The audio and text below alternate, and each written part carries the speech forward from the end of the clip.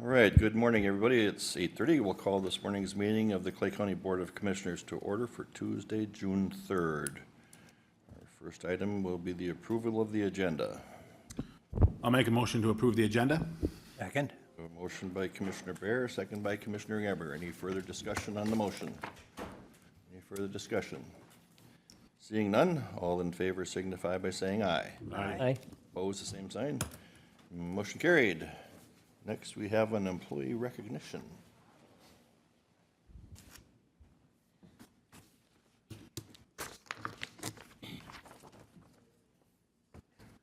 Gregory. Gregory. Hey, Greg. Good morning. This is grateful recognition for your 15 years of dedicated service to Clay County. Thank you. Yes, that's for you. And then Jill couldn't be here, so Steve is going to talk you up a little. Thank you, Mr. Chair. As mentioned, these were some words that Jill put together here. Greg's commitment on working with integrity, professionalism, and has made a significant contribution to our department. He puts people first, finds solutions, and shows up every day with a purpose. We appreciate your willingness to go above and beyond, especially during the challenging months of the assessment calendar.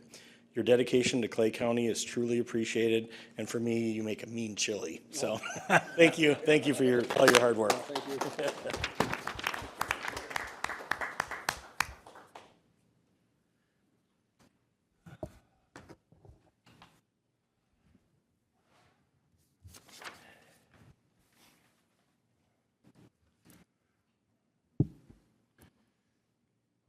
Citizens to be heard. Do we have any citizens to be heard this morning on items not on the agenda?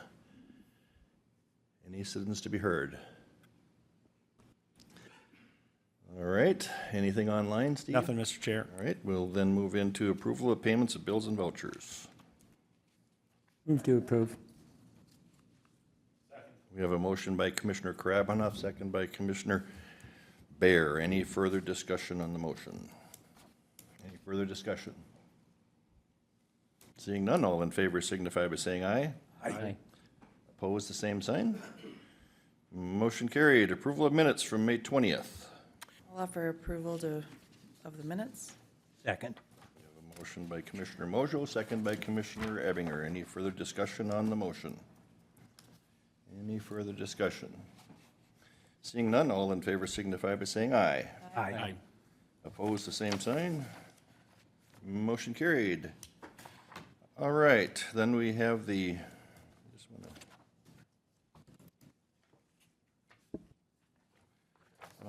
move into the direction on submitting the 2025 capital bonding funds. Steve, good morning. Good morning, Mr. Chair, Commissioners.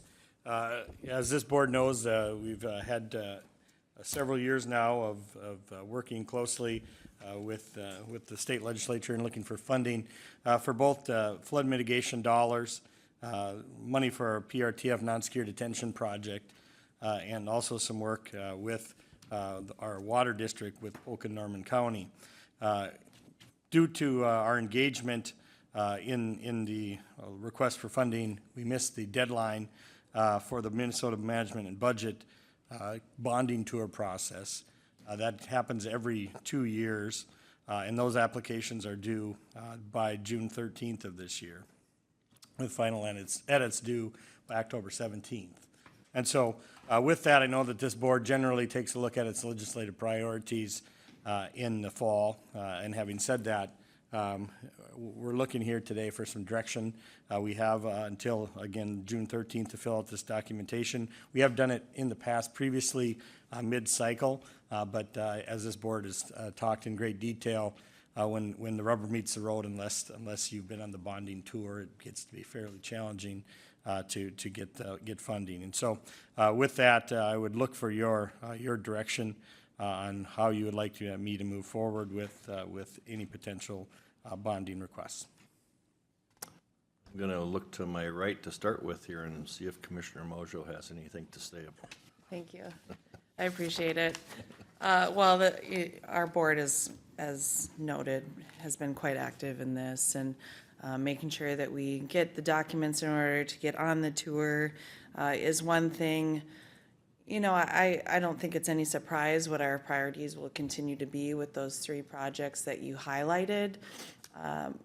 We'll make the applications, and if for some reason the legislature comes through with a 1.2 billion bonding package this cycle, which they won't, but if they do, we can always change it. But again, it's true. I mean, they're not going to come up with money, but then we can always, withdraw those applications. I think what we were wanting to do is make sure we had a full board discussion on it, not only the flood mitigation piece, but the non-secure request. One thing that Commissioner Campbell and I have been part of dialogue with the city of Moorhead and the chamber is in regards to how we summarize who's making the application for the flood mitigation piece, which parts are we making one joint ask as we've done in the past, which was the direction of the legislature. Now we're getting a direction to split those asks up, which we can certainly do, but I think that was part of what the dialogue needed to be here. If we want to stay in the vein of water or flood mitigation, we do need to figure out who's making the application for the Buffalo Red projects. Are we doing it on the MCC JPA? I think that's more of an internal dialogue in the next couple weeks, but just making sure this board gives a nod what those priorities are. So, Yes, go ahead. if I may. Grabenoff. So if we did that, that discussion you're waiting to have, can we still do that prior to this deadline on the 13th? Well, I think we could probably do it now, I guess. That's part of what the dialogue needs to be. If I might, the requirements they've always had standing requirements for what local match needs to be for these projects. And so that's been where there's kind of been a challenging gray area. So if we are making one enormous ask, 60.4 million as we are, Moorhead's already made their overmatch for their part of it. And so we did have funds identified for part of it, but as you know, they'll only fund up to 50% of the entire ask. So then it makes more sense to maybe have smaller asks that they can just start chipping away at projects. That's kind of what the trend of some of these larger watershed asks have been. So if you'd parcel down what the Clay County specific projects would be, that's what this application would be. Does that make sense? Yeah, so certainly in our application, we would want to include the diversion funds. We'd want to include the PRTF / non-secure project. And we also would want to, I don't know that we're going to be an applicant, but somehow footnote the West Central Regional Water Project, because that's a multi-county thing. And I think, if I understand it correctly, I think last time that was submitted through Norman County. That's correct. So that'll probably happen, but so probably in terms of the formal request, probably not listed, but somehow we got to make sure that we support that request. In terms of the diversion ask, I think that is something that came out of recently, which is a little bit different than in the past, and that is the fact that now they do want those things sorted out by entity.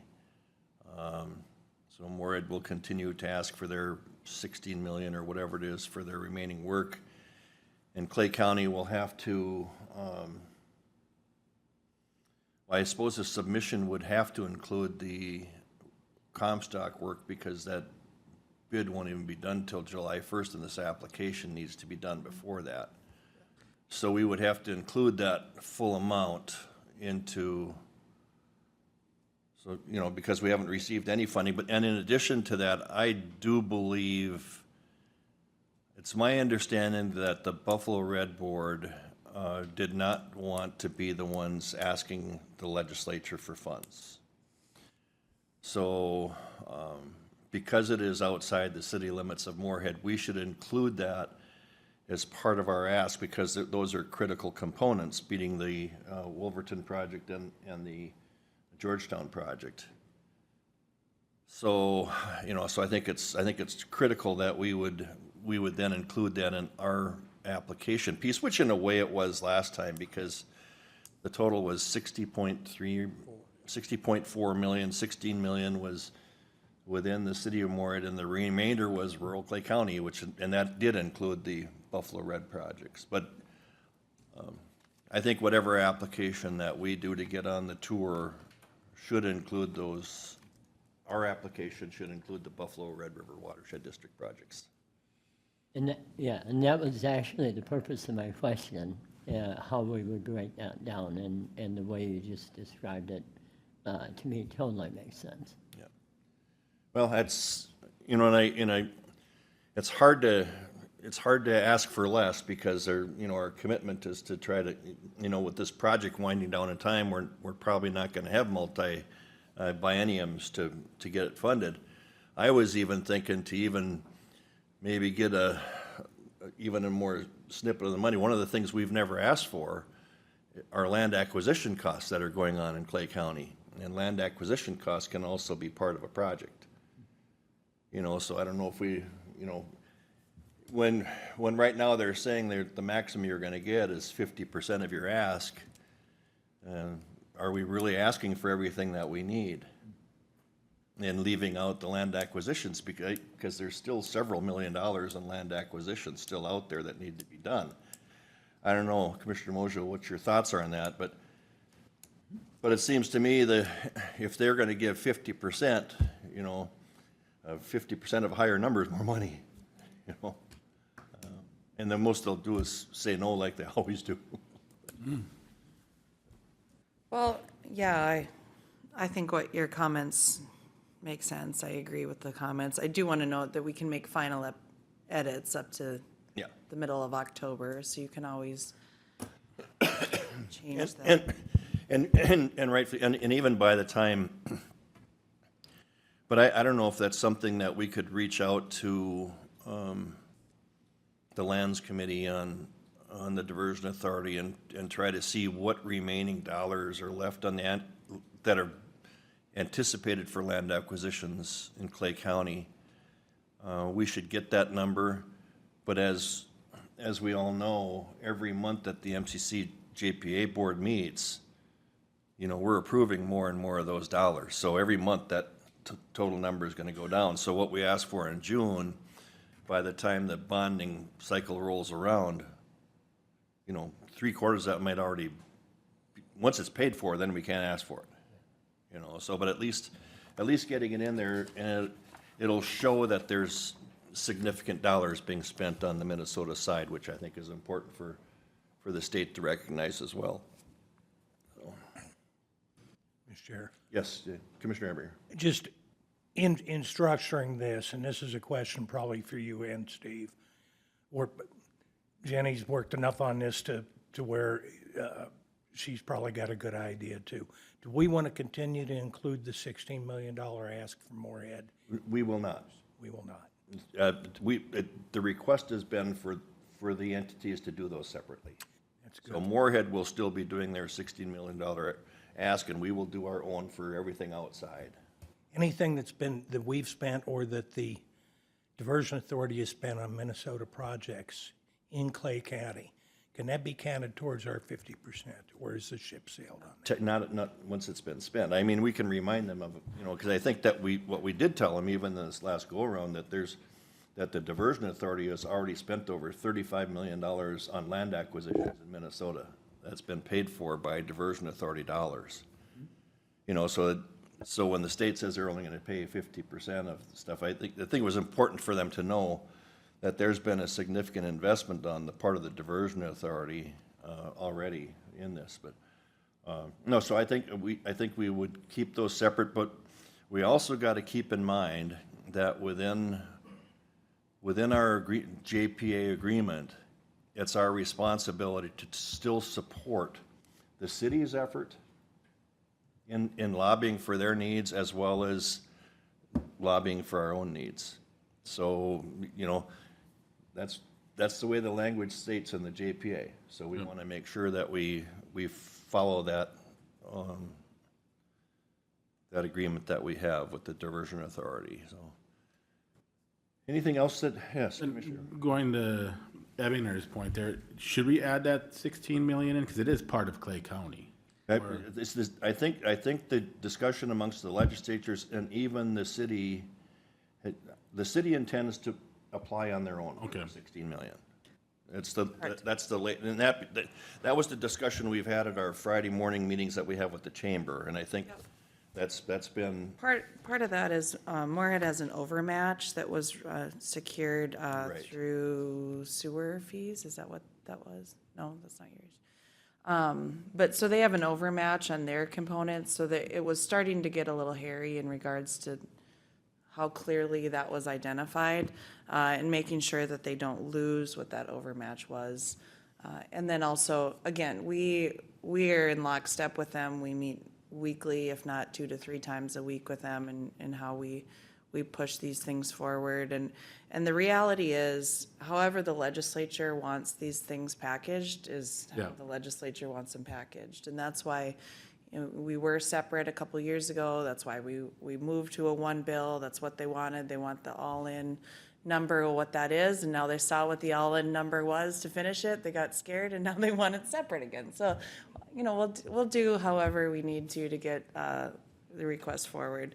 And then too, I think with the watershed piece, we have to include the watershed as part of the ask, because as an outside entity, we can't ask or submit a request for a project that's not even in Clay County's jurisdiction. That's why we have to have the Buffalo Red as part of that for the Wolverton project specifically. yeah, so Steve, I don't know, maybe, I don't know that, I don't think it would be in our best interest to be adding any additional things to our request, because if you start asking too much, then you don't get any of it. But I think those still remain our priorities. I think that it's a concurrence on the board that those would be our priorities. In addition to, I think, we'll be supportive of the West Central Regional Water, and I believe last year their ask was 9.9 million. I'm not, they'll probably even up that again a little bit for inflationary reasons for the next ask too, but we won't have that in our application, but we need to be ready to support that as well.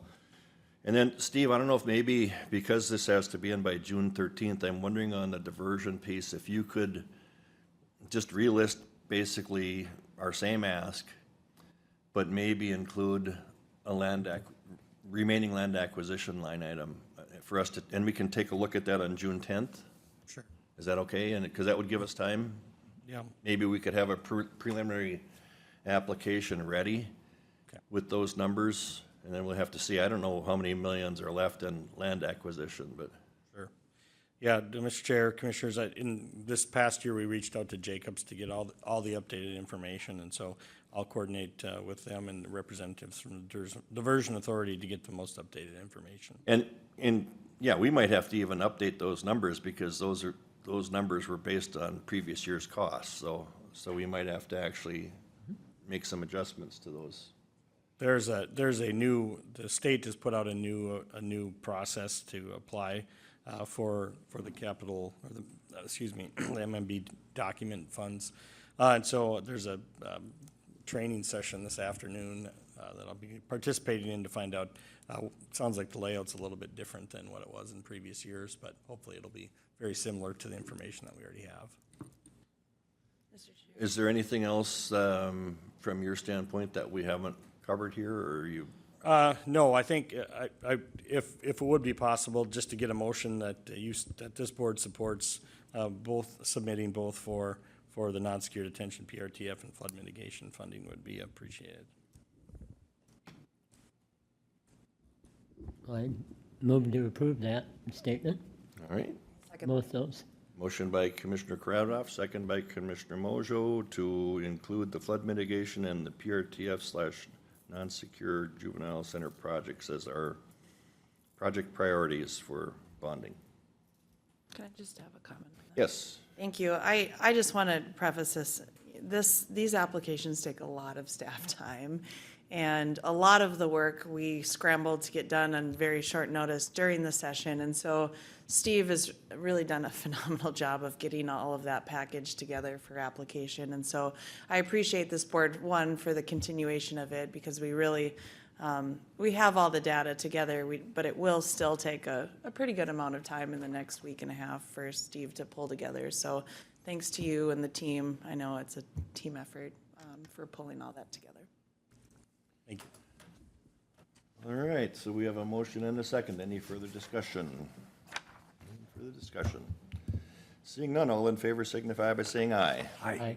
Opposed, the same sign. Motion carried. Thanks, Steve. Thank you. All right, next we have our committee reports and county administrator update discussions. Commissioner Mojo, would you care to start? Perfect.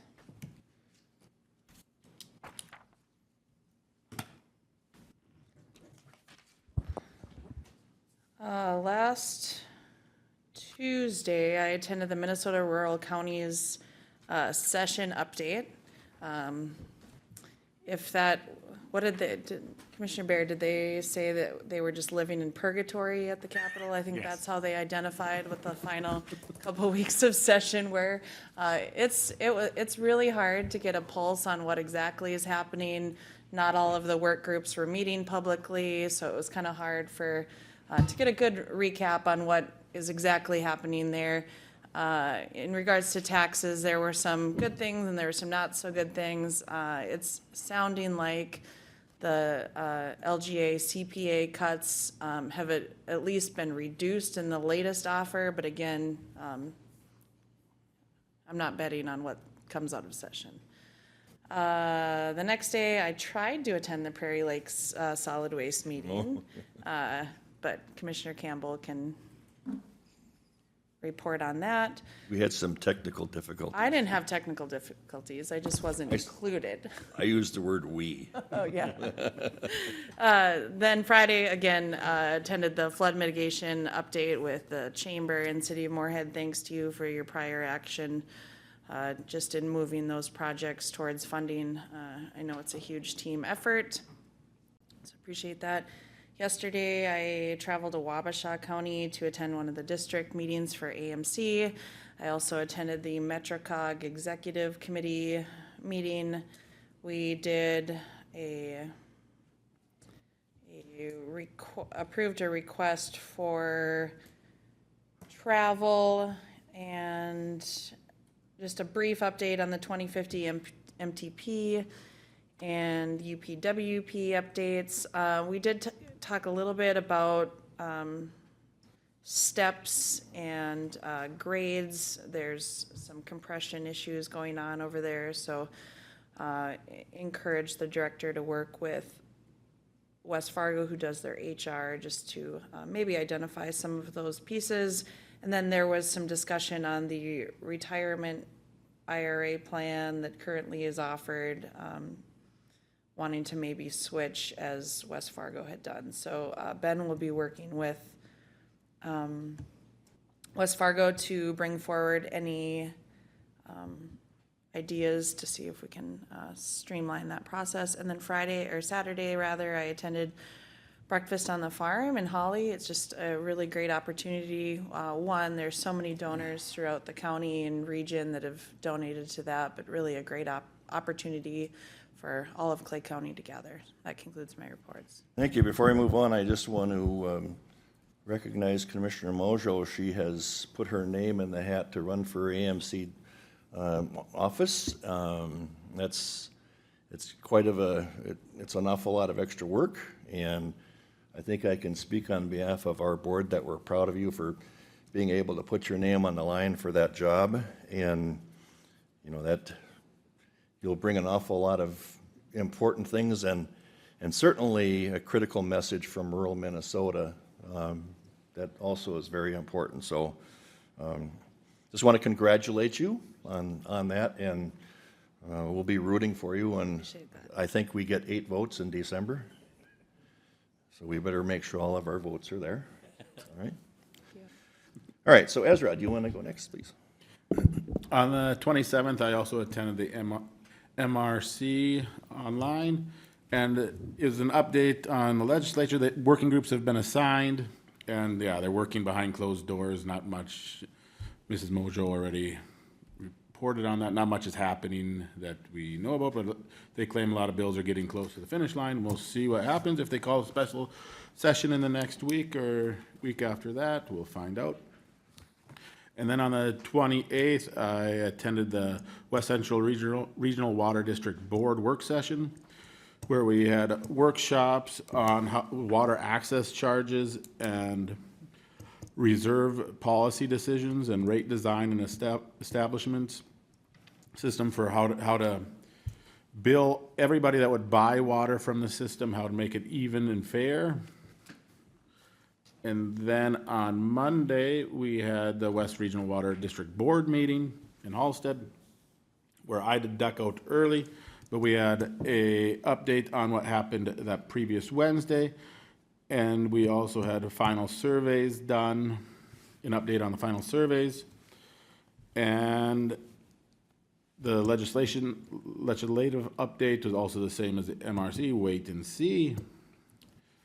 And then last night, I went to Georgetown's City Hall meeting, where we got an MOU agreed to be signed for the West Central Regional Water District, for them to get on board with that district, so they can be in the planning stages. And that is all my reports, just rural water, pretty much. Thank you, Commissioner Barrett. Commissioner Ebinger. Thank you. Last week on Tuesday, the 27th, I attended the Red River Regional Dispatch Center Board of Authority meeting.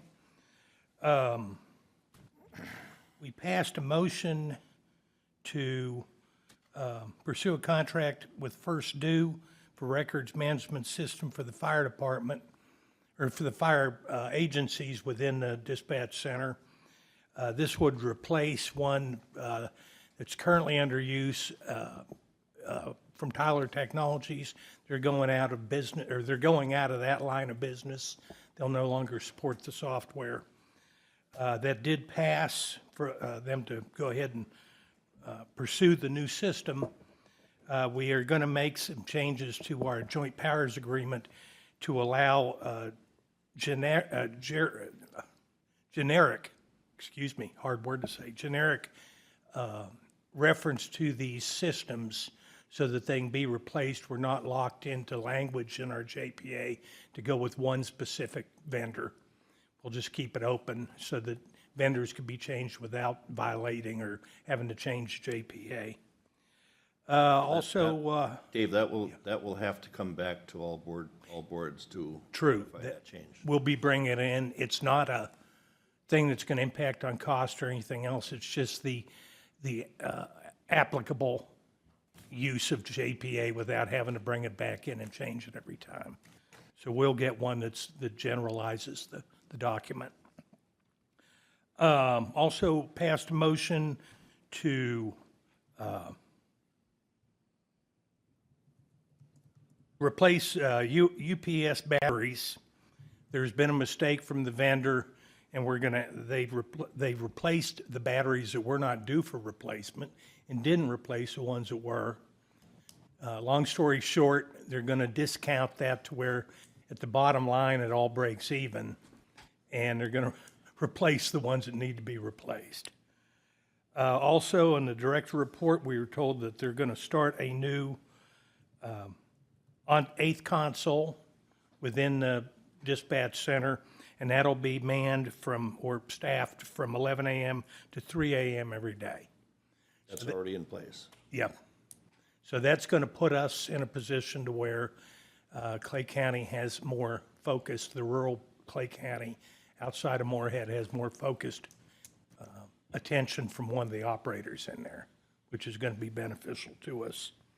And the new facility is on schedule to be open in October. There's going to be a transition between the old facility, which is going to be maintained by the RRDC as a backup location, but they'll be transitioning one console at a time into the new facility to make sure everything runs well and we don't shut something down that we aren't sure can be replaced. So we're looking forward to that. On Wednesday, the 29th, I attended the CAP-LP Clay County Council on Aging meeting. We have a new aging advocate, Flint Devine, will be starting there. She is bringing new ideas in, and she's going to work full-time at exploring ways to educate, connect with seniors in our senior community. Had a rural route update. As we know, there's a bus system, or a bus, that we partially support out in the rural areas. It's getting a little more use. They've got new flyers in Spanish, Kurdish, and Somali that they can circulate as well. I think that's probably going to be useful, particularly within the Moorhead-Dilworth area. The new system, or the transport service for seniors from rural areas to the DMV Detox Center is starting, and that's at 3 p.m. At this point, there's free transportation, to the DMV and Detox. There'll be a Walmart in Dilworth every Monday, except holidays, from 8 a.m. to 3 p.m. So that's in place at this point. And again, we're seeing more use of that. I remember when they came forward with their funding renewal last time they were here, they said they were going to try and get more miles on the bus, and that seems to be happening. The Vita tax site update. This year during tax season, services will be provided to seniors. It'll be at the Yumclump Center on some days. They're also going to be at Serenity Assisted Living, Eventide, Hogue Estates, Sharpview, River Heights. And they're going to coordinate a day in Holly to work with seniors at Northside Apartments. And that completes my report. All right, thank you.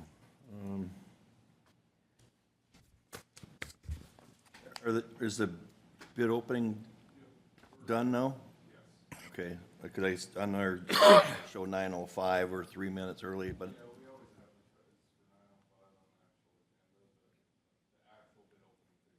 All right, let's suspend with our committee reports and let's get your bid openings.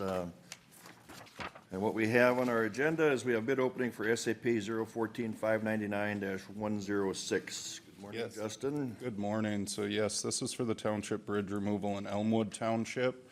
This is one that we've been working on for quite a while, so we're glad to get this one completed. Just as a note, being that this is a bridge removal project, there is no cost to the township. Town Bridge Fund covers everything. We did receive 5 bids on this project. The engineer's estimate was $207,415.00. The first bid we received was from M&M Contractors LLC. Their bid was $262,500.00. $262,500.00. The next bid we received was from Comstock Construction Incorporated. Their bid was $233,400.00. $233,400.00. The next bid was from Midwest Contracting LLC. Their bid was $218,433.15. $218,433.15. The next bid was from Gladen Construction Incorporated. Their bid was $192,156.60. $192,156.60. And then the final bid we received was from Dennis Drews Incorporated. Their bid was $127,722.00. $127,722.00. That's quite a difference. Yeah. Just as a note, I did talk to Dennis Drews during the bid process, and it was something he was comfortable fitting in this year, and he did mention that a lot of contractors are looking for work, so he did anticipate that this was gonna be a very competitive bid.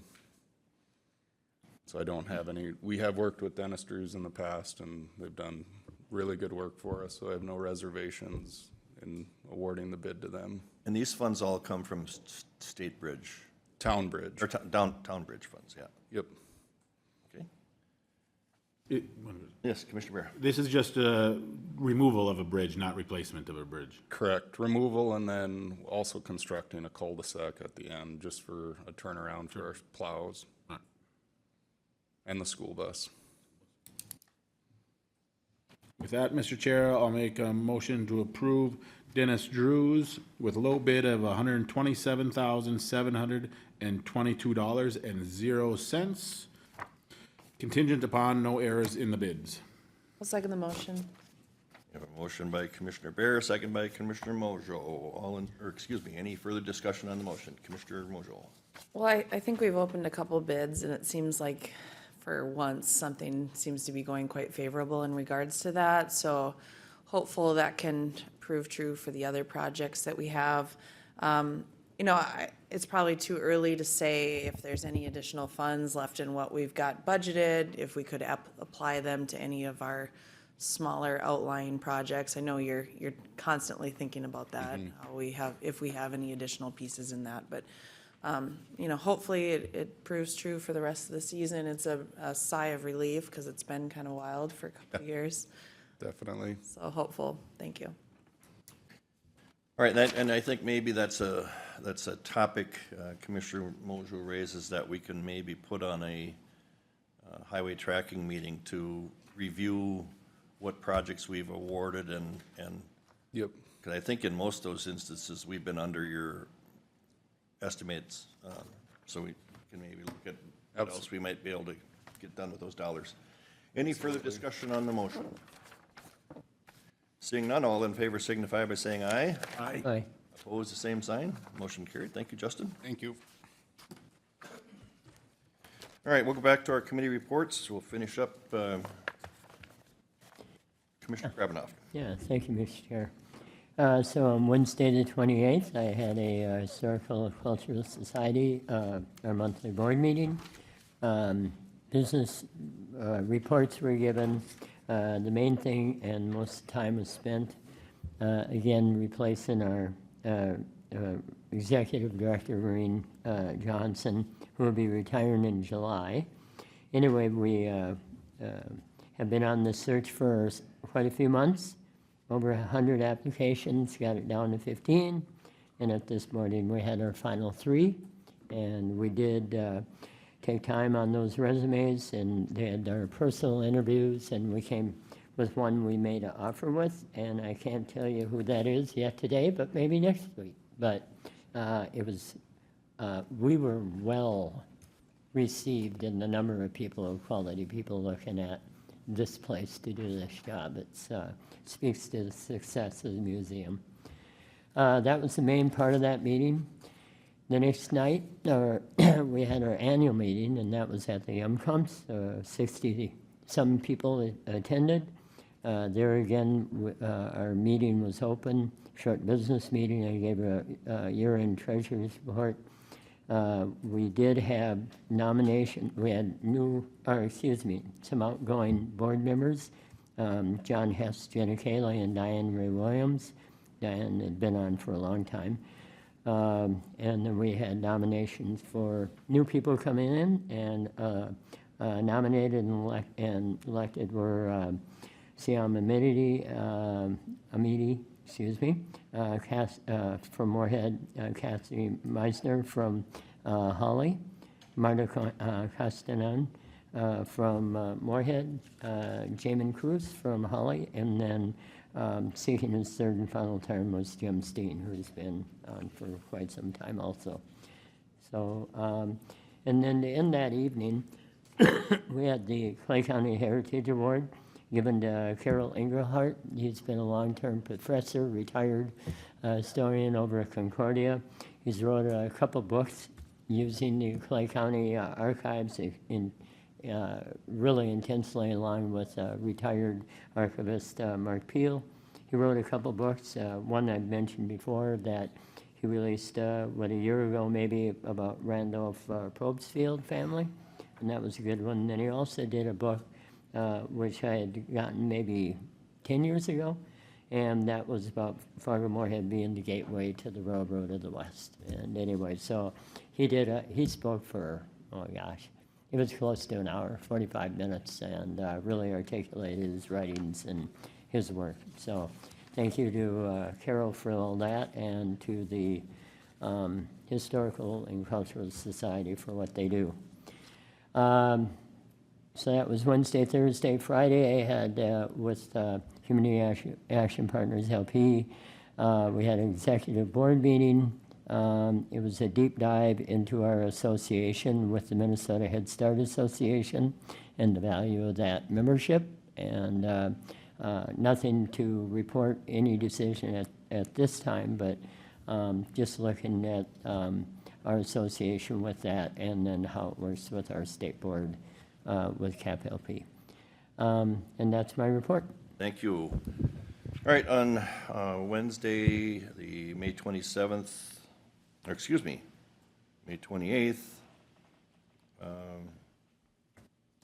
better start with the 27th. I did also attend the Red River Regional Dispatch Center. Commissioner Ebinger has given a good report on that. I don't really have anything to add other than I would like to get a message to all of our local small city partners in the recent developments with dispatch and the fact that they are now staffing 8 councils from 11 a.m. to 3 a.m. For quite some time. That was a real concern. I think for a while there, I think the number of councils that had been fully staffed at one time might have been 5.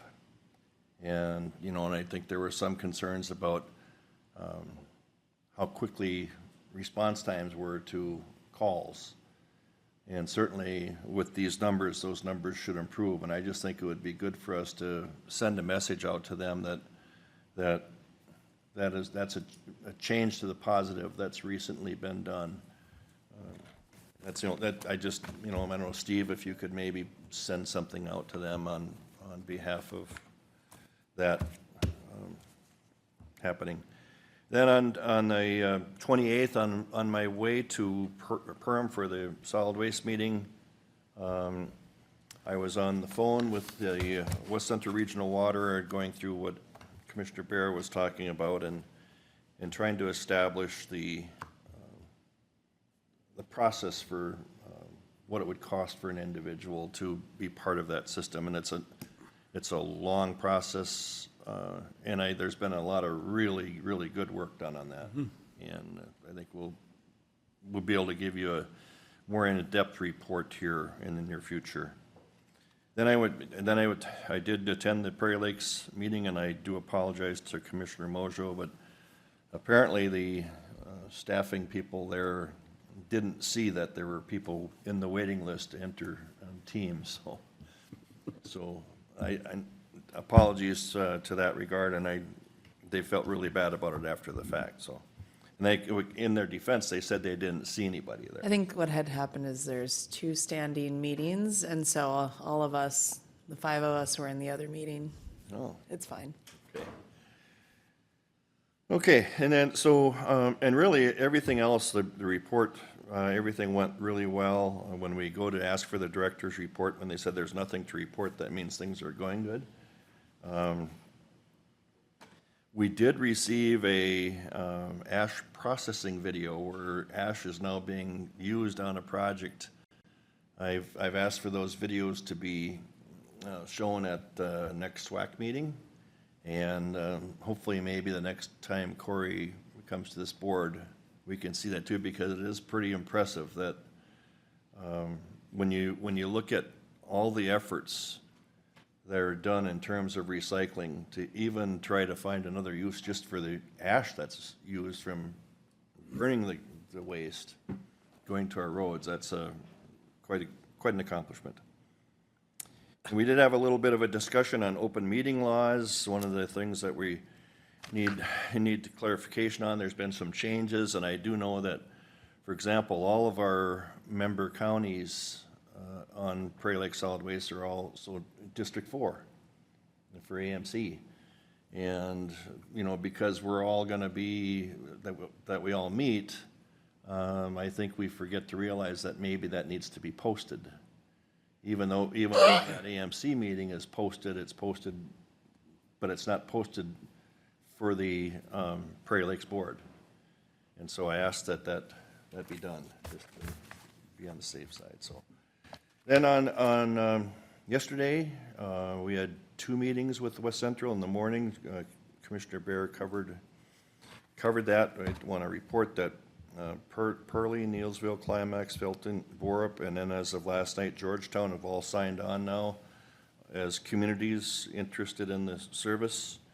I'm not sure where Cragness is going to go, if that's going to end up being part of that deal, if there's going to be future discussions with maybe that being extended from Morehead. You know, we'll have to have those conversations with Morehead in the future and see what area they want to be able to serve in a rural capacity. Everything else is going well there. We did pass a memorandum of understanding with East Central Regional Water moving forward. And I think that needed to be done because of the change in sizing of the scope of the piping that would be done from the new dairy facility on the North Dakota side. And then, because they would have to upgrade that size pipe to handle our needs. And so they wanted some sort of an MOU to that regard. So we did approve that MOU. And then last night I attended with Commissioner Bear. We attended the Georgetown meeting to talk to them more about and give them some updates. And they had some questions, and they seemed to be really interested in I think they're looking forward to having a water supply in Georgetown, like many others are. That concludes my report. Steve? Thank you, Mr. Chair. Last Tuesday, I participated also in the Minnesota Rural Counties meeting that's been well addressed. That afternoon, I met with Anna on a series of HR issues. On the 28th, participated in the Water District Financial Policy meeting. Again, just to reiterate the great work that Stephen Slick and Lucas Spaeth have been doing in preparing our board to make the necessary decisions. On the 28th, I also met with Brian Melton on a series of county legal issues. Met with Anna again and Quinn on some organizational chart thoughts from Quinn in social services.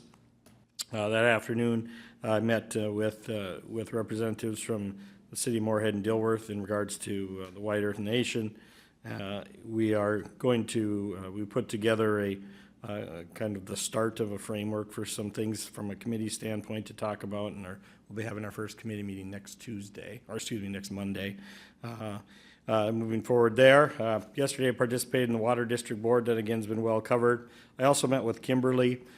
She's going to be coming to the board here within the coming weeks. As you recall, SE 4 and 5 several years ago had just a slight shift, and while that worked out great for the diversion project, it created some challenges for the recorder's office. And so she has been working closely with AE2S and trying to clean up the legal descriptions, and ultimately we'll have some affidavits for you to clear up the plats. So in the future, when the partners that weren't here as part of the planning process are gone, that it'll be clear for any sales in the future. Just a couple updates on the budgets. Transportation omnibus bill appears to have gone through. I've reached out to Justin and also to AMC from an impact standpoint. Some of the things of the cuts that are taking place over the next 2 bienniums are going to have limited impact on Clay County programs. Of course, if there's no bonding bill, bridge bonds will certainly be impacted. impact. And also talked with Quinn in regards to the human service budget agreement. Based on what we know at this point, many of the cost shifts that this board fought against and brought forward to our local representatives and senators were not implemented in the agreement. There were several that are, and Quinn's in the process of processing that, but we're looking at tens of thousands or hundreds of thousands versus millions. So a good piece there. And did just want to follow up the conversation from Commissioner Campbell earlier in Commissioner Mojo. I did speak with her just from a budgeting standpoint. She did come to me earlier in this process. There is some travel or quite a bit of travel that's going to come with this position should she be elected. And for this period of time, the funding for all the transportation is coming from Commissioner Mojo. There's no county dollars that are attached to that. So, and that concludes my report. All right, thank you, Steve. Darren, back behind that podium. Yes, I'm hiding back here. I'm going to start off with a public service announcement that we have 2 accounts with the Minnesota State Retirement System and the healthcare savings plan that the state runs. And from June 14th to July 1st, they are going to be transitioning their record-keeping services from Empower Retirement to Voya Financial. So during that time, June 14th to July 1st, there's going to be a blackout period. So just wanted to let everybody know that. I'm sure Anna will send out a more detailed notification to all the employees, but wanted to get that out there as well. Let's see, on 5/27, I went over the performance measurements program with Anna. She's going to be bringing that to the board here this month. That has to be turned in by July 1st. That's an annual thing that I've usually brought to the board. On the 28th, I had a meeting with the sheriff, chief deputy, jail administrator, and HR director on the continuing Department of Labor investigation that we've been going on. That's been kind of a pain, but we continue to provide them the information that they want. On the 28th, I also had a meeting with Anna regarding some personnel issues. On the 29th and 30th was more work on the DOL case, and also working on some performance evaluations. And then yesterday working on some more performance evaluations and a little bit on the 2026 budget. That's my report. All right, thank you, Darren. Sarah, do you have anything for us this morning? All right, we will take a 5-minute break, and then we'll come back for a public hearing on our land development ordinance. I apologize, we're running a little bit late, but we'll take 5 minutes.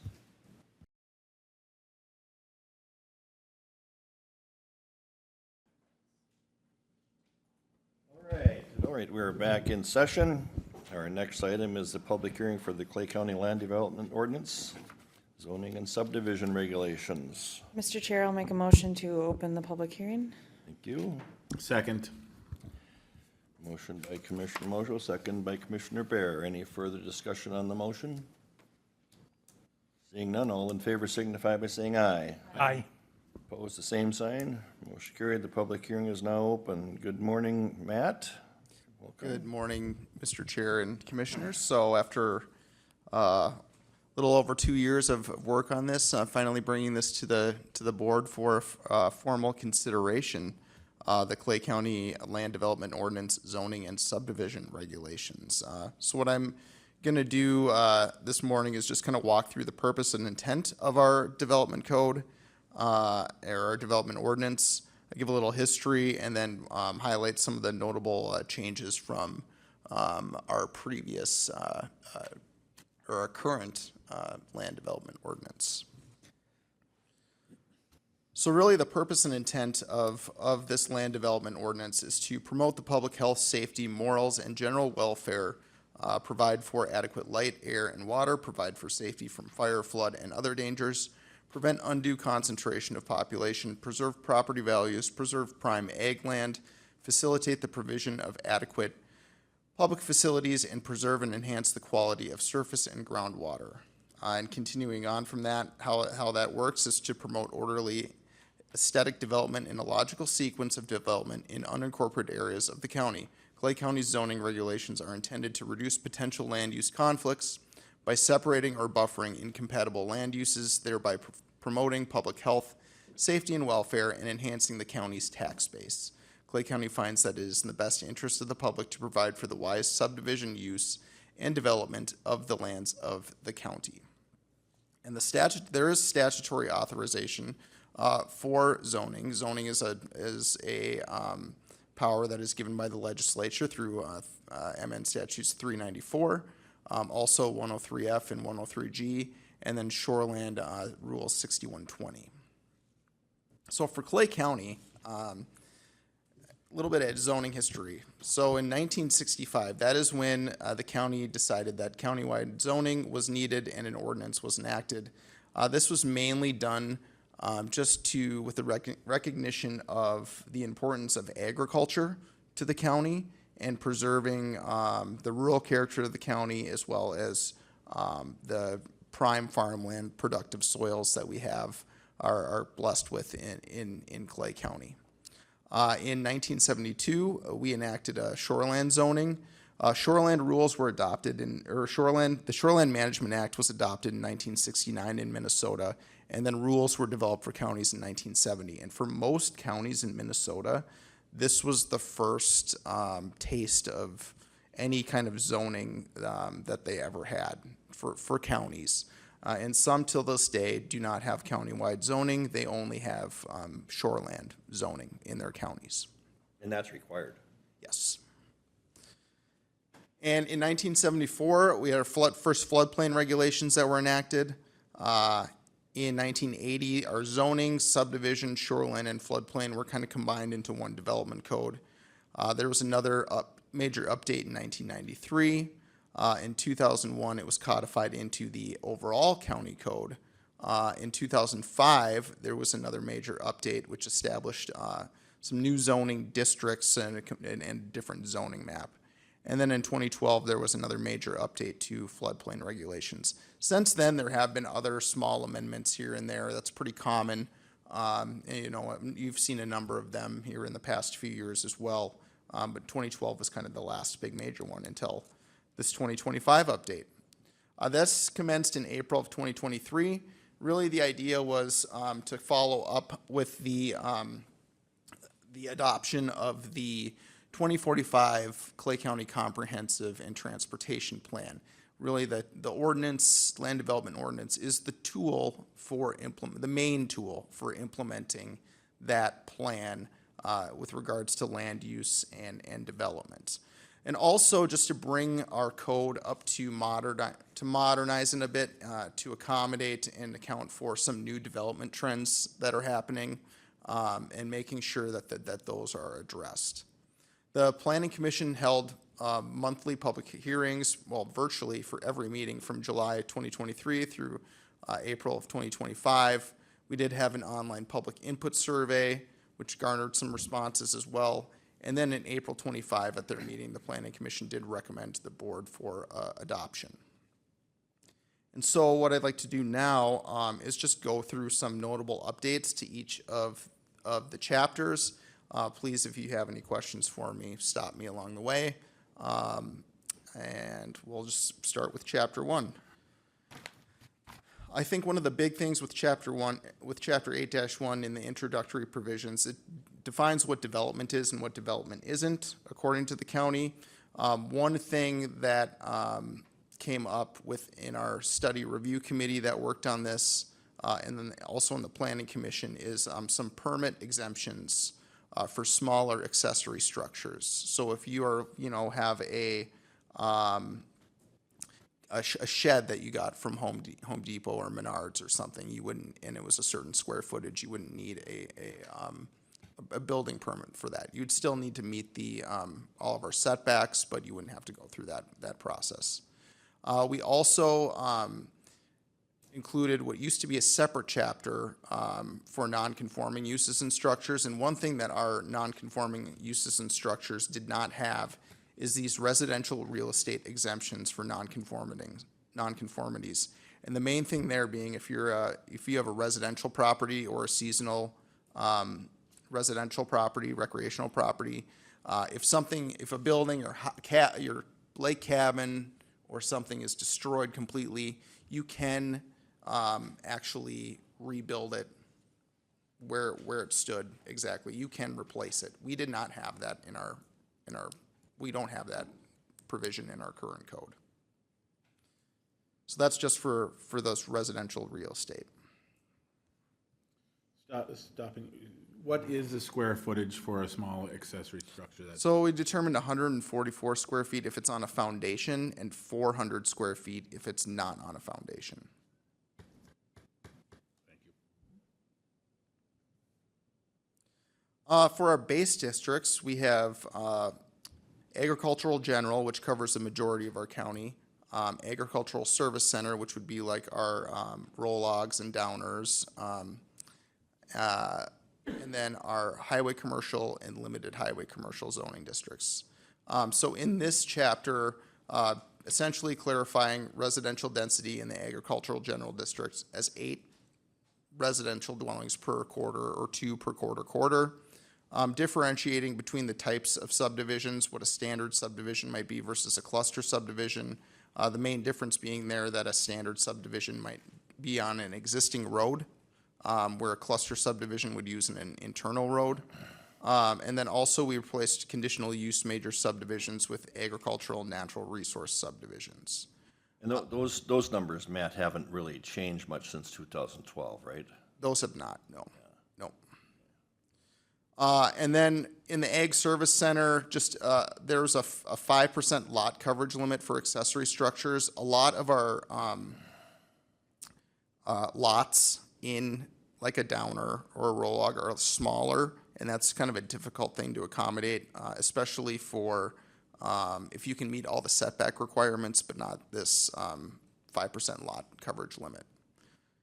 And then also just clarifying about highway commercial and limited highway commercial zoning districts, just citing on public right-of-ways or on adjacent, that are adjacent to a county or state roadway system. In our our chapter 8-3 covers our flood hazard districts. Really what we did here was just a comprehensive update just to match the most recent state floodplain rules and the federal national flood insurance program regulations. The state has a really nice floodplain model ordinance, and we just use that. And also now this is the first instance of our development ordinance, including pictures. So we do have some illustrations in there to make things a little bit easier. I always need an illustration. Yes. Is your mic on, Paul? In regard to the flood ordinance or floodplain, does the state model differentiate much from the FEMA maps, or I'm just asking mainly for reasons of flood insurance, be it private or public, do you know? I think the main thing that the state requires is for example, a good example of this, for their regulatory flood protection elevation, is they require an additional foot of freeboard. So it would be your base flood elevation, you have to go a foot beyond whatever that is. Yep. So that difference would be more to meet our building codes. Is that more than? It would, yeah, it'd meet the states. Yep. And then also what's interesting or what's unique about the Red River Valley is in most areas of the country, if you are in a floodplain, you can't have a basement. In the Red River Valley, there is a residential basement exception, so that is also included in there as well. Yeah, good. It just has to be flood proofed. Yep. Yep. Okay, thank you. For our shoreland districts, we also did a comprehensive update that's based on the state of Minnesota model shoreland ordinance.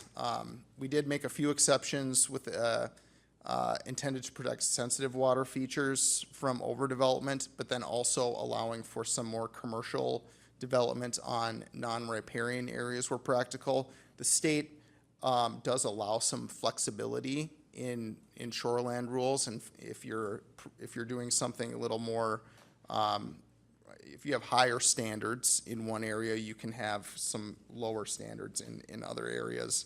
And so that's kind of what we've done there. But I think overwhelmingly, from our public input survey and then also from our planning commission, there's just been a strong desire for our shoreland ordinance and to match what the state shoreland rules are. One question here. Yes, Commissioner. On page 51 of the ordinance, it talks about rivers. Yep. It does not mention the Wild Rice. Is that a tributary stream or is that just? Oh, the south branch of the Wild Rice. Yes, that is a tributary stream. So our agricultural and urban rivers in Clay County would be, parts of the Red River would be considered an urban river. The rest of it would be agricultural. And then the Buffalo River would be a agricultural river class as well. And then everything else is tributary. Yep.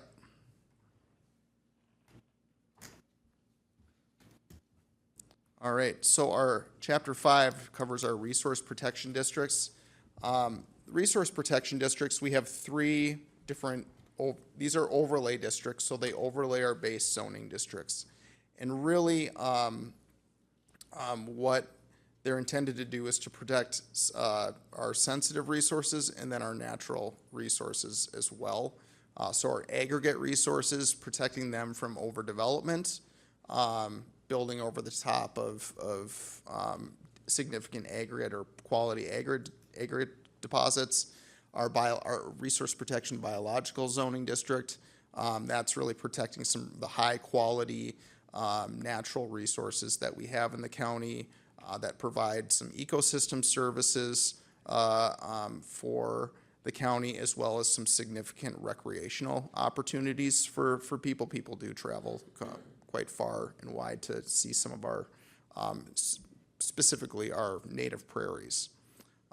And then also our wellhead protection district, we have this kind of along the east side of Moorhead and Dilworth that goes down to the Wilkin County line and just, I think 226, County CASA 26.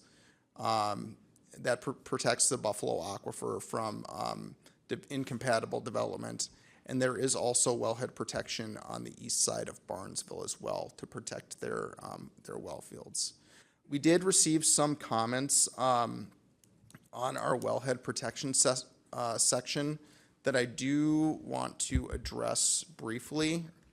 And what I'll do is, we received these comments from Moorhead Public Service. You should all have those comments in front of you.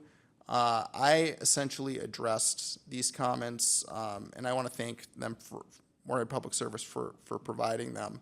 One of their first comments, I can just walk through them, was our development standards for commercial uses connected to utilities. Currently, what it says is that we allow commercial uses within the Resource Protection Wellhead Protection District to be connected to public sewage treatment and water supply systems if such systems are needed. The MPS had requested that we remove the if such systems are needed just because they didn't want to open up contamination exposure in desired commercial development plans.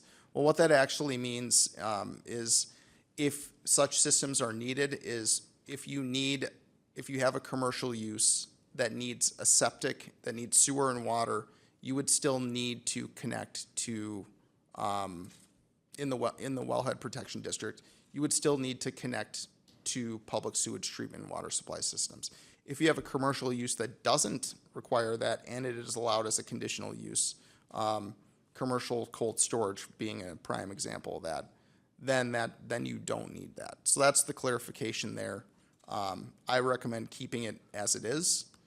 The next comment that they have was Just, when you say recommend keeping as is, keeping with the if such systems are needed, keeping that language. okay.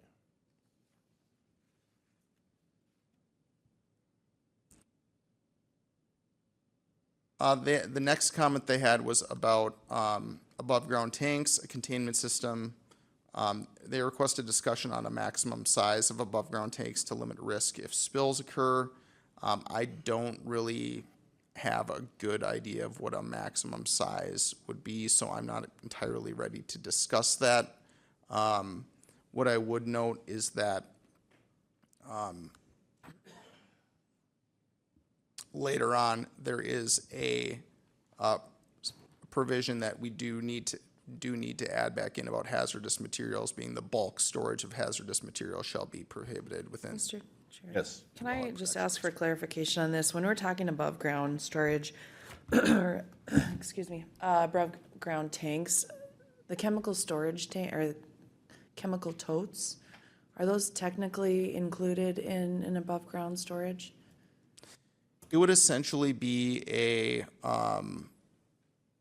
typically with an above-ground tank, it would be just like the most common would be like a petroleum Okay, tank. but are we, based on it as it's written, would chemical totes that farmers use be incorporated in that above ground? Or because they're a transportable unit, is it not included? Do you I know would what I'm say that they're asking? not included. Right, perfect. Thanks. One recommendation we had, moving on, was to, with fertilizer use, we did have a provision we do have a provision in our standard in our current code that says if you're using a phosphorus-based fertilizer, garden or lawn fertilizer, that be prohibited. That is not really enforceable, impossible to enforce. MPS provided some example language of if we were to include it, just to modify it to say that the application use of fertilizers shall be conducted in a way to adhere to best use practices as determined by the product manufacturer. Any excessive application of fertilizer above the aquifer is highly discouraged. I'm totally comfortable with that language and leaving that in there as well. Part of recently what happened with the buffer zones, that actually has helped a lot of this too, hasn't it, in terms of runoff? Yes. Yep. I think that's helped an awful lot with some of these concerns. Yep. Yep. Keeps it from getting into the ditch systems that end up getting to the river. Yep. Yeah. Yes, Yeah. Commissioner Graba. So just with both those questions, I want to make sure we're clear about ag uses in particular. I mean, some of the volumes used these days above ground and their use, they're getting pretty large, and with the size of equipment. And if there are going to be some types of limitations, which I wouldn't be really in favor of, I just want to make sure they're well defined so there's no question about that. Either that or ag uses be exempt. But Yeah, Mr. Chair and Commissioner Krabenhoff, the original intention was for lawn and garden fertilizers. And I don't think what we're asking for is that there's any limitation, that you just follow the best use practices as determined by the product manufacturer. and I'm fine with that. Right. Agreed, I don't want to create something that is going to be an issue for existing farm practice. Yeah. Right. No, I don't think that would impact that at all. And that's not something that I think we could enforce either. The hazardous materials, bulk storage of hazardous materials shall be prohibited within the Resource Protection Wellhead Protection Overlay District. That's something that's currently in there now. I think it should stay in there. And then underground storage tanks, new underground tanks shall be prohibited within the Resource Protection Wellhead Overlay District. That's something that should be also included in there now. And then aggregate mining, expansion of existing aggregate mining operations and permitting of new aggregate mining operations shall be prohibited in the Resource Protection Wellhead Protection Overlay District. We had originally proposed removing that just because if you go to our land use table, and you were to look at extractive uses like aggregate mining, that clearly says that is not allowed in this zoning district.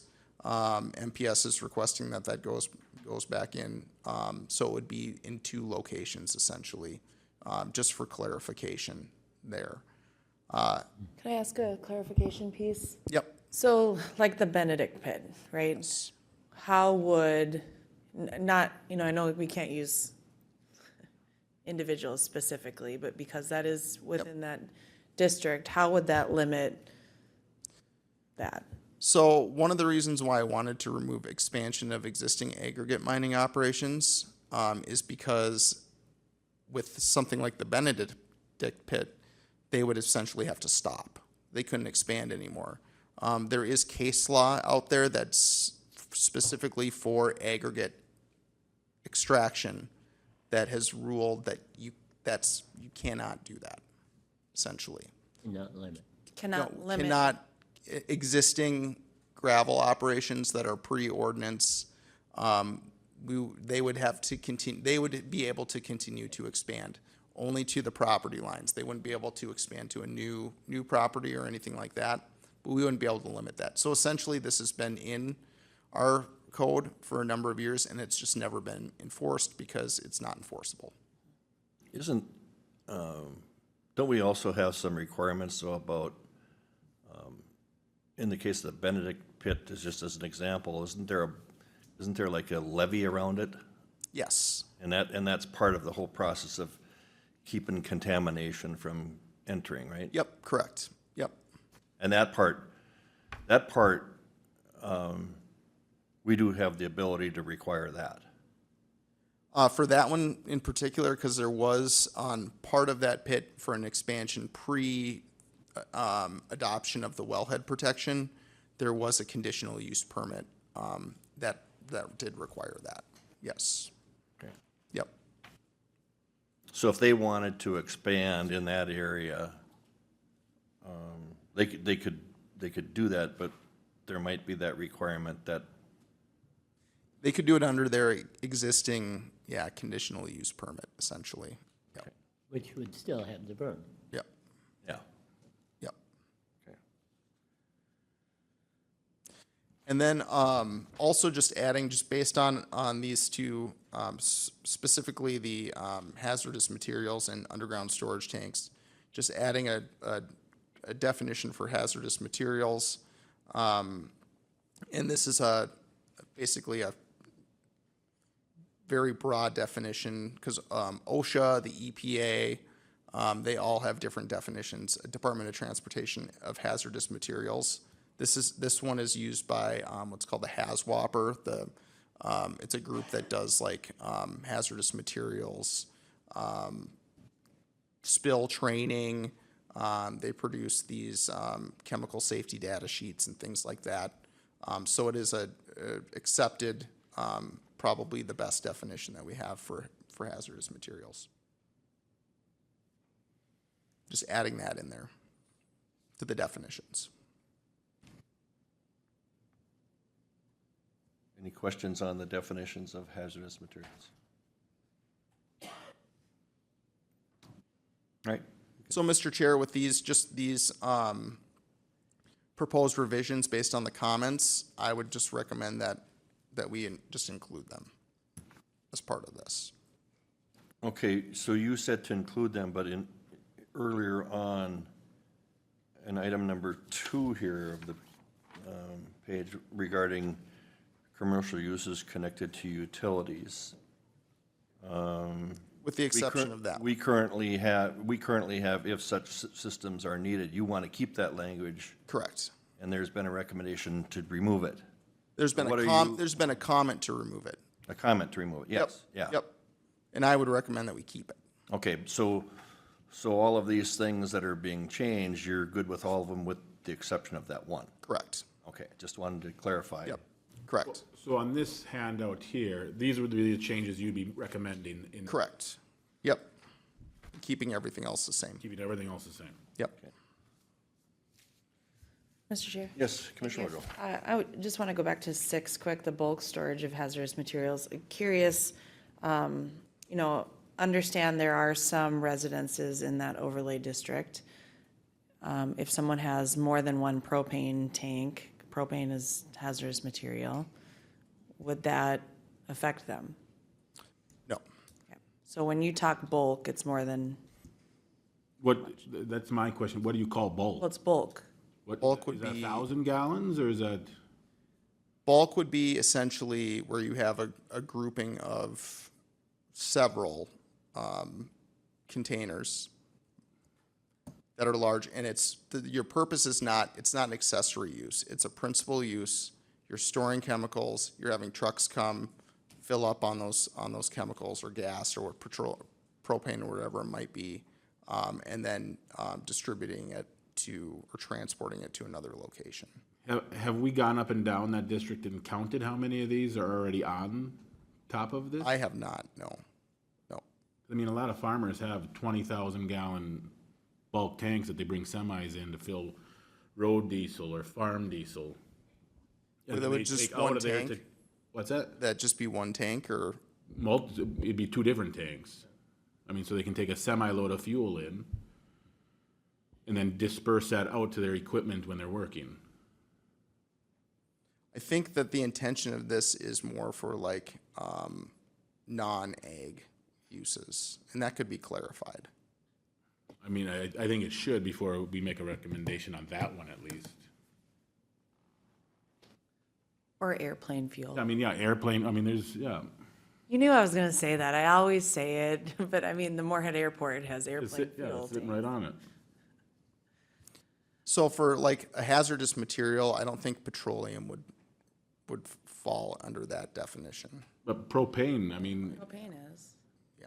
I mean, propane is also, people have, you know, a semi-load propane tank sometimes sitting in their yard to, Sure. And If it, can't there be an exception for ag uses? Yes. Yep. I mean, those people have to be able to operate, you know, and they require that product for, yeah, and I think we need to be thinking of the future here because farms are getting bigger. You know, the farm techniques are becoming different, and again, trying to abide by best practices, I get that, but at the same time, if, I just think grain drying, all the above. I mean, some of those things are getting larger, and I would call them clearly ag, not commercial. It's ag business, of course. So I don't know if we need a clearer definition of that or have a clear understanding of that, but Mr. Chair and Commissioners, would this be acceptable? you know, what are we looking? Non-agricultural, How does that affect the Moorhead Airport? that just being in the city of Moorhead, it wouldn't affect it at all. But it's within the district. It is not within the wellhead protection zoning district because it's in the city. Yep. so if there's a crop duster that has planes on this district, they could classify ag if they have airplane fuel sitting out. That'd be agricultural, yeah.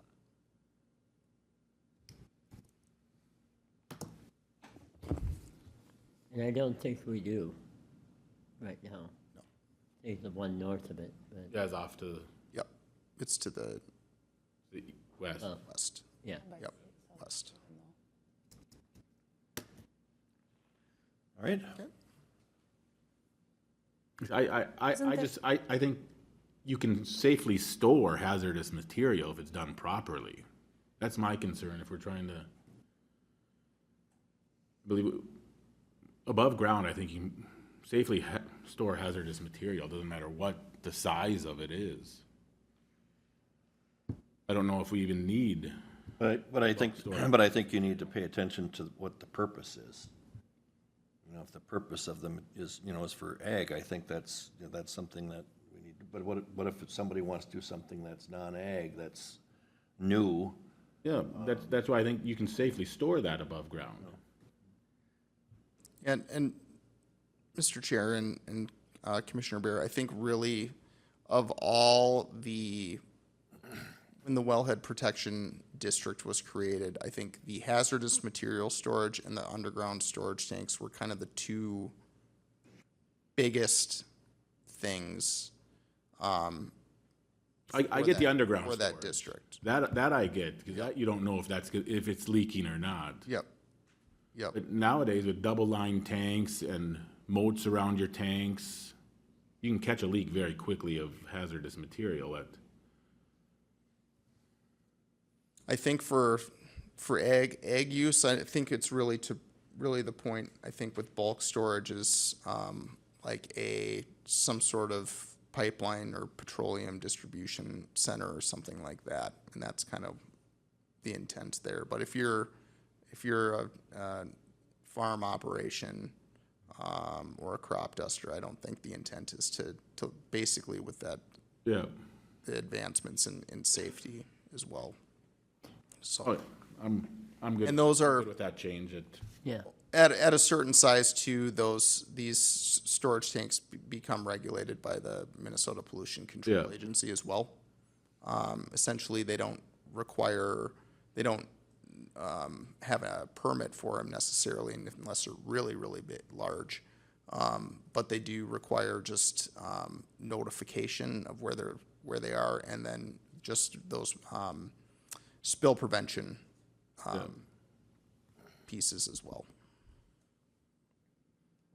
Matt, just going to if we're done with that one, just going back to number 8 for a minute. So I thought you had mentioned something that we're not allowed to prevent somebody from expanding a mining operation. Yeah, if it's within, it's basically just a series of case law, that goes back to, I think, the 1950s, that essentially says that, but that's just limited to within a certain property or property lines. This would essentially cover kind of the argument that you could make, that a mining operation could make if they wanted to expand to a different property or something like that. That would cover. So as long as they stay within their current boundaries, that expansion can occur. Yep. That's acceptable. Yep. Within that language. Yep, it has been since 2005, so, yep, Provided that there's the conditional uses that are put on it. yep. Right. So do you want us to make a motion on this? Well, we got to wait till we close the Yeah. hearing before we do any motions anyway, but I think we need to finish going through this and then allow the public to comment. And Sure. so, Matt, do you have more you want to go through, or you? Yes, yep. Just another thing with the Resource Protection Biological District. There are residential properties that are lots of record, that are entirely within this district, where there's a setback for residences from biologically significant areas, which is kind of difficult to actually maintain. So we did add some flexibility there for those properties. The urban expansion district, so that's our tier 1 and tier 2, did go through this pretty extensively with the cities of Moorhead and Dilworth.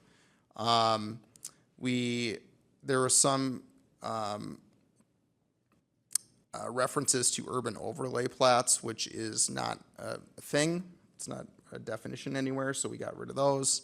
And then there were some inconsistencies with septic use and some different standards there, and what was allowed and what was not allowed for new lots. For existing lots of record, if you need to replace your septic, obviously this would just be for new lots as well.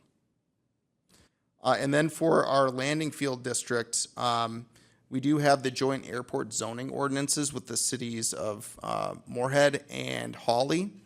Barnesville is still part of we don't have a joint airport zoning ordinance with them yet, so they're kind of still covered under our county zoning.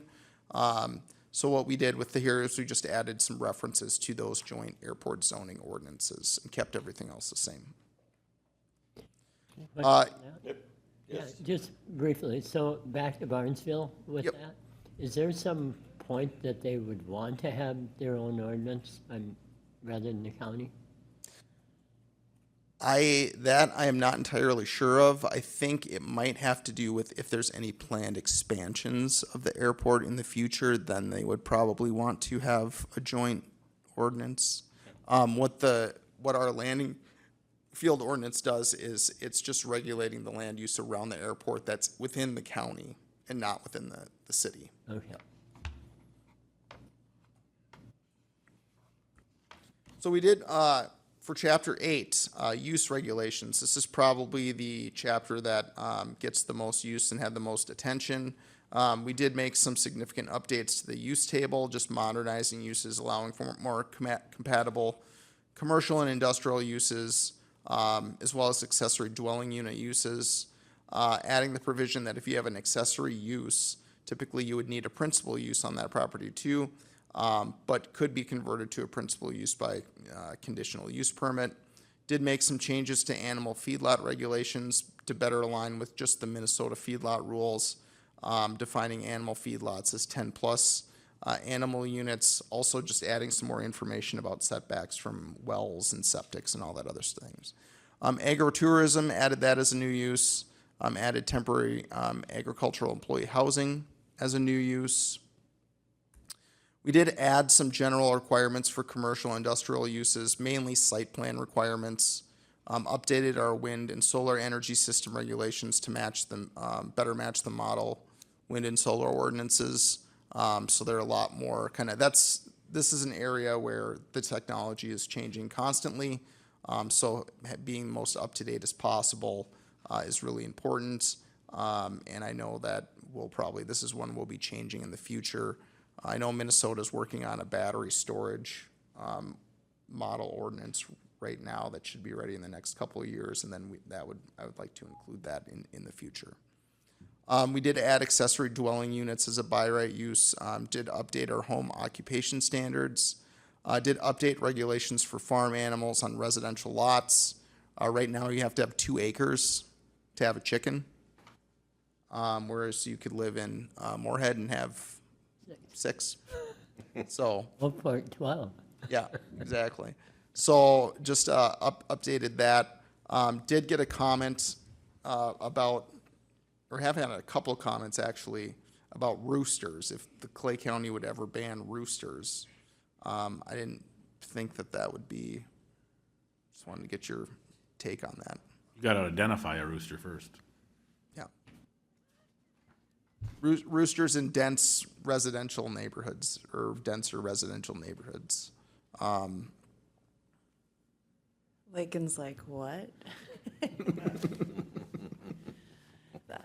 I will say that's tricky. So if you raise meat birds, would that then exempt you from raising rooster meat birds that are butchered in Yeah, you gotta 6 weeks? Yeah, you gonna identify that a rooster when it's a meat bird? Yeah. I just thought that would be Yeah, kind of tricky as well. okay. Enforceable wouldn't be enforceable. Yep. And then outdoor vehicle storage limits, just increasing that modestly from 2 to 4. We have gone through this. On that increase from 2 to 4 on storage, do they still have to be licensed and operable? If they're licensed, roadworthy, and insured, there's no limit. This would be for the inoperable ones. Okay. And you can't store parts. I've actually we've had a number of counties in our Minnesota Association of County Planning and Zoning Administrators district. A lot of counties have just essentially stopped enforcing junk vehicle ordinances.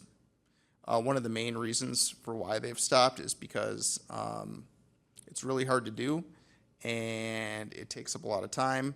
And there's some newer legislation that you can't just bring a junk vehicle to a scrapyard now without a title. And so some people have lots of cars without titles, and bringing them to a scrapyard is impossible. You got to get them crushed, essentially. Yeah, Paul. So Matt, for lack of better words, I'm going to call it road art. I'm noticing along I-94 more and more smaller things. We have one in Clay County. And of course, there's part of me that thinks it's really cool, and yet at the same time, I want to make sure it's consistent to other people that have junk cars, park them in one place, and how do you define between what's junk and what's art? And you know what I mean? I So do, let's go yes. on 94, Yep. along the, and I think it's really cool what he's done over the years. I go further out of our county, and I mean, I'm definitely seeing more around the Sox Center area. And what used to be one, now I see 3 or 4. And I'm just kind of asking, how would we look at that in Clay County? Right now, just appreciating the artistic endeavor. Okay, But yeah, that's one too that's been around for a long, long time. And yeah, kind of hard to, it's a tricky one. well, and I don't, personally, I don't know that I want to limit that idea. Yep. I think there's something about tourism that's popular, art's art. But how do we, or don't we concern ourselves with that until we have a problem with that? I think it would be more if you're looking at like something that's the proliferation of like an automobile junkyard or a scrap yard. And I think that distinction can be made pretty clearly. Yeah, yeah. So not being critical and being open. All right, we got 4 more to get through here. Yes. So I'll just, our table I just want to highlight that our use table has expanded just to include more uses. And trying to, you can't be all encompassing, I think, but we're trying to hit some of the main common uses that we see that are coming into the county, as well as some up and coming ones as well. And so next, chapter 8, 9, just basic development standards. So one thing that's new here is creating a comprehensive density lot standards setback requirements table for like your one-stop shop for that. Setbacks remaining the same. The setbacks from roads, for example, have been the same since 1965. They have not changed. One potential change, or one change, would be changing the Ag Service Center zoning district road setback from 90 to 125. That'd be through like a Rusted or a Downer or a Rolog. Just bringing those setbacks, making them a little less restrictive, just because some of the lot sizes, again, are so small, and typically the speed limits in those are about 30 miles per hour. So with that too, they kind of have more of a, I guess, setbacks would better match like our subdivision. Yep. And so that's what this table looks like. Chapter 10 is our subdivision regulations. We just updated for consistency with MN statutes 505, which is the subdivisions, and then 515, which is common interest communities. And then just expanding we right now require township approval for new roads. Each township has to sign off on the plat. So township approval being required for subdivisions. There's also state statute that says if your township has a planning and zoning planning commission, they have to approve it anyway. And then administration and procedures. This one is probably one of the most complicated and difficult chapters to work through. What we did here is just clarification of all the roles and duties of the zoning administrator, Board of Commissioners, Board of Adjustment, Planning Commission, the process for a conditional use permit, interim use permits, variance process, and standards for review of those. With example, conditional interim use permit. If you've ever watched a Planning Commission reading, there's lots of review criteria right now. I think we've reduced that by like 6, so there's only 8 And then just administrative use permits and development permits as well.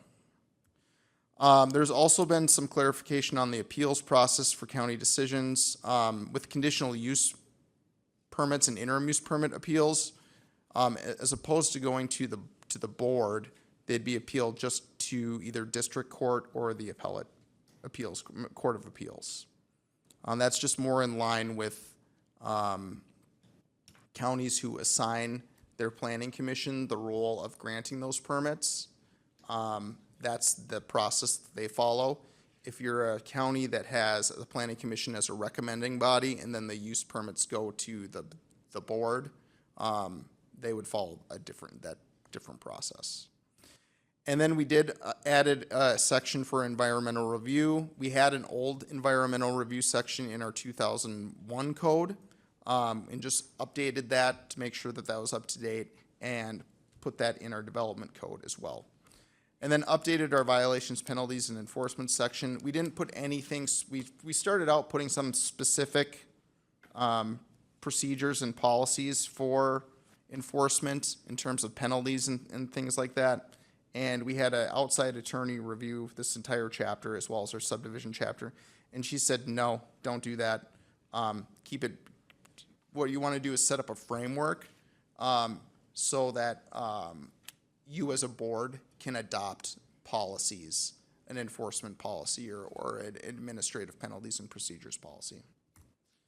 And then, other than that, we've just really made sure to expand our rules and definitions, so the definitions contained within the ordinance, making sure that that is as comprehensive and up-to-date as possible. So with that, I will yield for any questions. All right, any additional questions from the board? All right, we'll move on to public. Any public comment? Anybody care to comment? If you want to come to the podium and state your name and... Hello, my name is Scott Manthe, and Clay County resident, and I have land and other buildings and things within the county. Most of all my real estate properties are within Clay County, to be honest with you.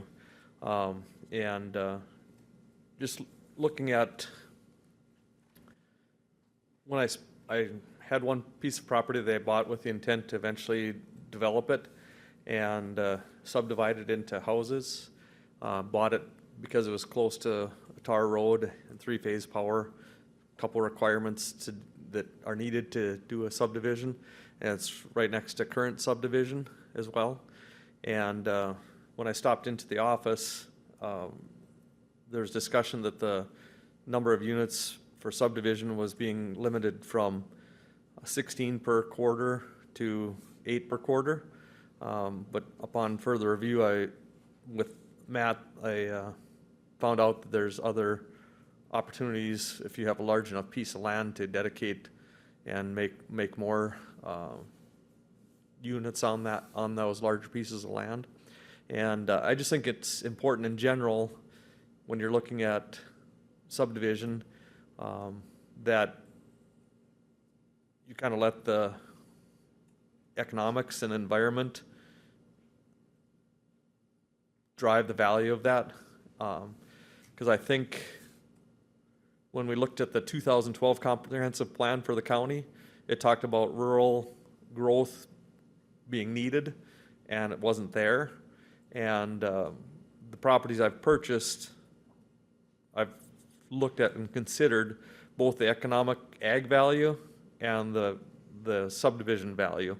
And so whether it be me or my children down the road, if the subdivision value becomes significantly greater than the ag value, that'd be able to be recognized and used and not hindered on that side of things where it makes sense. And then also one of the properties is adjacent to the city of Moorhead, and looking at trying to be proactive and helping the communities within the county grow, not try and hinder that. And really kind of agreed with the comprehensive plan back in 2012, where myself and my children we look for properties that have more size because we're from an ag background. I currently farm, grew up a farm kid, but do like neighbors and the camaraderie and social that environment that adds. My kids want a large property outside of a community but yet another separate community within that. And so to me, I think we really got to watch so we don't put too many restrictions on, because I think the more you restrict the number of units that can be done or increase the land size per lot, with the land values being up and increasing the land size from an acre to an acre and a half, all of a sudden the costs go up for our next generations. I know my children, you know, if they look at the lots that are currently available around the Holly area, I mean, they're up significantly, but part of it is because they're larger lots, more land, more underlying value within that creates a higher price tag. And it almost pushes them out from being able to afford some of those things. And so I will hope that we're conscious of those things as we're looking at the ordinances. Well, I appreciate your comment. I do want to go back. I was heavily involved with that 2012 major modification. One of the issues that was really concerning to a lot of people in rural areas was the inability to be able to expand residential properties. And I'm gonna give you a good example of today's day and age. Commissioner Mojo has 4 kids, and her 4 kids will probably go up and they'll go to college. But you know what they'll never do is they'll never lose that rural character that they grew up in. And it seems they always wanted to come back to that.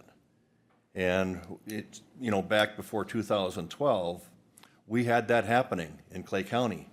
We had kids who grew up one way and thought, okay, we're gonna challenge the world, and all of a sudden they realize, boy, you know what, I really like the way I grew up. And that's where I want to be. That's where I want to make my home. And so we did expand that for that purpose, because what we were finding out then is these kids, Commissioner Mojo might be a perfect example of it. If she couldn't get in a rural area here, she'd go across the river, or they'd go across the river and get something because they could do it there. But there's nothing more important that the Clay County needs to be always thinking about is our homegrown kids and where they might want to come back to and settle their roots.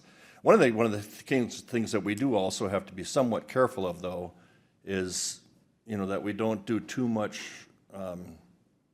jumping of developments, that when the current infrastructure can't handle it. And when I say that, I'm talking about the ability to have good water and the ability to have septic systems. And those do have an impact on what sizes properties need to be able to adequately do those. You can't, and I speak from an experience in Oakport Township, where we had developments that were put on half-acre lots, and the septic systems couldn't handle it. I lived in a development with 80-some homes, and I'd go in my backyard to mow my lawn, and I'd be on a wave because the ground was just saturated. So there's things that we have to always be able to protect too in that regard. But I do appreciate your comments on it, and I do think we need to be able to understand that there's a significant interest in our own raised families in coming back to rural Clay County. Correct. So, Paul. Yeah. If you don't mind, just a question. Is there something that's occurring that's really in this that's really bothering you specific? To me, in general, just the decrease in the numbers of units per quarter. You know, I think there's areas where it makes sense to have houses. You have houses where you already have houses. You have houses where there's a tar road, there's power. I mean, those are basic tenants that you need. You need fiber optic, you need all those things. And so, to me, it doesn't make sense to go out in the boonies, middle of nowhere, down a narrow dirt trail and have a 80-unit subdivision. you know, but to me, if you're on a tar road, you're on a 3-phase power, you've got high-speed internet right there, those all basic tenants that you need right now. The septic systems can be adjusted with the new style mound systems. I mean, compared to what they did in the old days, you dug a trench, you put some rock in there, and that was your septic system. Now, you spend, instead of $6,000 to put in a system, you spend $20,000 because you're hauling in most of your drainage bed on top of the existing soil you already have. So, I mean, there's been significant changes in the last 20 years that allow a higher density and or the ability, not the density, but just the ability to do it in a different soil type. And so letting the economics worry about the protection of farmland versus development land, the economics will determine that.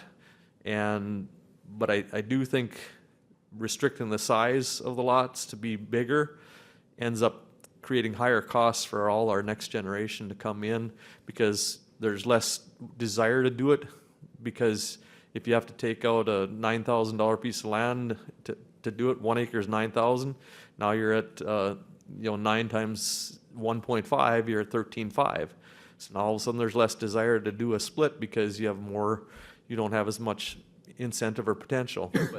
And so that really kind of is what I'm looking at and considering, and not just for myself, but for my kids, because I have a 25-year-old, a 21-year-old, and a 19-year-old, and they all want to be in Clay County. And I want to try and give them opportunity to be there as well as others as well. You know, not just, I mean, if you look at the subdivision that was just done a few years ago up on number 9 there, I don't remember the name of it, but around Borgans there, I mean, that's going to be beautiful. They're starting to build and fill it out. It's going to be a beautiful place to raise a family, you know. And so to me, I caution the balance there. Thank you. I have one question for Matt. Yeah. For the lot size, minimum lot size, we did bring that down, right? I mean, that used to be at 2 acres. So, Mr. Chair and Commissioner Bear, it is 1.5 acres, but if you're gonna do an ag or a natural resource subdivision, we did bring it down to 1 acre. And with the density bonuses and things like that, you could get well over the 16 that we currently have. Thank you. Any other comments? Public service? Sure, come on up. Thank you, Mr. Chair. My name is Mark Pritchard. I'm the Water Plant Manager for Moorhead Public Service. Wanted to say thank you to the Commission for considering our comments that we had submitted. I thought there was good discussion through different viewpoints for how to make sure that, for example, ag industries and farmers continue unimpeded in the work that they need to do to keep their operations running. So I thought that was good discussion this morning. Wanted to say a quick thank you to Planning Director Jacobson for bringing our comments to the meeting this morning. And I think that with the discussion about the definitions to be added and a few other things, I think that this will really help Moorhead Public Service continue on with their wellhead protection plan. So I think that the items that we discussed, I think they're all reasonable. I think that with some definitions to be added, we'll be in good shape. So thank you very much for your time this morning. Yeah, and obviously, we take interest in protecting our aquifers as well. I think really the only thing that probably is being left out of your recommendation is that one very small little if such systems are needed language. I think our planning director said that should stay in, but other than that, I think and then the proposed changes on the underground tanks, hazardous materials. Hazardous materials. Yep. And I think we should have your concerns covered. I believe so, yes. And I do also believe that if such systems are needed is reasonable to leave out. It does provide for things like cold storage items that were discussed to be able to have a use out there, which is important too. So for the hazardous materials items, one thing to keep in mind too, just as a general note, is from MPS's perspective, things like industrial solvents could be a good thing to add to that list, not just petroleum-based items. So cleaning items are a lot of times fairly toxic to water from a perspective of clarity and quality. So that's one thing to keep in mind from the hazardous materials, not to try to limit it to petroleum-based products per se, but it could be industrial solvents or cleaning materials or things like that. So those are really the only other items that I had come to mind, but otherwise, thank you again for the discussion this morning. All right, thank you. Any other comments? Any other comments? Did we have this open online, Steve, for comments? Mr. Chair, people would have had the ability to be online, but no one did that. All right. All right, seeing no other comments, is there a motion to close the hearing? So moved. Second. A motion by Commissioner Ebinger, second by Commissioner Kravnoff to close the hearing. Any further discussion on the motion? Any further discussion? Seeing none, all in favor signify by saying aye. Aye. Aye. Opposed, same sign. Motion carried. And Matt, are you looking for a final decision on this board today? Is that what you're hopeful of? So, Mr. Chair, I know that when we had our working group meeting, you had expressed a desire to have potentially 2 meetings about this.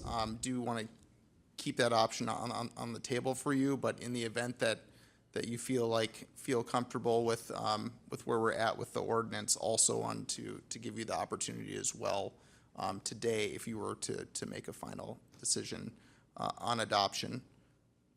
Well, I think early on, the idea was to just judging based on the amount of people interested or having comments on where we're at with the language as it's been posted. We've been doing this for 2 years, and I guess I'm comfortable. Is the only change that we're looking at is the modifications that Matt presented today? Is that, or Yep, just that language? the non-agriculture, Yeah. and that, and that's it, other than that, right? I guess if that's the case, I don't think we're required to have additional hearings. I think there are still things, this still allows for certain things. The planning commission still has the abilities to do things that they have always done in terms of conditional use abilities and those types of things. Nothing of that nature has been taken away. I want to take this time to thank all the people that were involved over the last 2 years. We had council members from various councils throughout the city. We've had representation from multiple citizens from all over Clay County that have been involved with this. The planning commission has painstakingly gone through this process in dealing with this over quite some time, and I think it's of their opinion that the draft that was presented today, even without the little final decisions being made today to modify, the planning commission was kind of in agreement that the ordinance is good as written. So, unless the board has additional thoughts on having more meetings on this, I'd be open to action today. Commissioner Weir. I have just one comment. When I was on the planning and zoning committee, we did have public hearings every month on this, so I think we've had plenty of public hearings. I don't think we need to drag this out any longer. I think we can make a decision today on it. Okay.